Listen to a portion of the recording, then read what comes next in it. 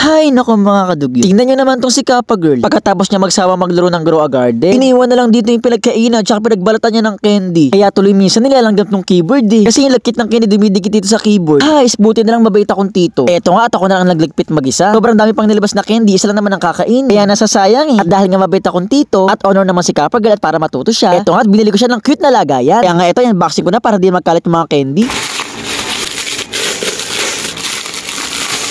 Pagkatapos ko ngayon boxing, kita nyo may mata nakakatato. Char! Ito nga pala container pinakakatawan niya. At meron din siyang paa. Ito nga kinakabit ko na unang paa, pangalawang paa, pangatlong paa, at eto na pang-apat na paa. Ayan, kompleto na. Kaya lang niya tumayo sa sarili niyang mga paa. At ang best part, ang pinakakita part, lalagyan natin siya ng mata. O diba, hindi siya scary kundi cute siya. Sobrang cute nga ng mata niya kasi gumagalaw-galaw din talaga siya. Tenen, eto nga, finish na. O diba, wala akong ibang masabi kundi sobrang cute talaga. Nag-decide nga pala ako na dito ko siya ilalagay sa tabi ng computer ko. Eto, nilagay ko na nga pala yung mga nakakalat na candy. Mas madami nga nakalagay, mas magiging cute siya tignan. Eto, para hindi pa kalat-kalat, binuhos ko na nga pala lahat ng candy at ng mga chocolate at marshmallow na pinibili sa akin ni Kappa Girl. Alam niyo ba, sakto nga nung huli ko nilagay yung mga lollipop. Inisa-isa ko nga ilagay yung mga lollipop. Binaligtad ko pa nga para yung mga stick ang nakalabas. Ayan, mukha na siyang merong buhok. Saktong-sakto nga siya dito sa tabi ng computer ko talaga. Para kapag naglalaro ko ng Grow a Garden, tapos gusto ko ng candy, at least diba, andito lang siya sa tabi ko, kukuha lang ako na isang piraso. At hindi na magiging makalat dito sa computer ko. O diba, sobrang cute niya. Sigurado ako magugustuhan to ni Kappa Girl. Grabe, sobrang cute nito. Nakakagigil! Mga kadugyot, ano kaya magandang pangalan sa kanya? Gusto ko yung cute ha?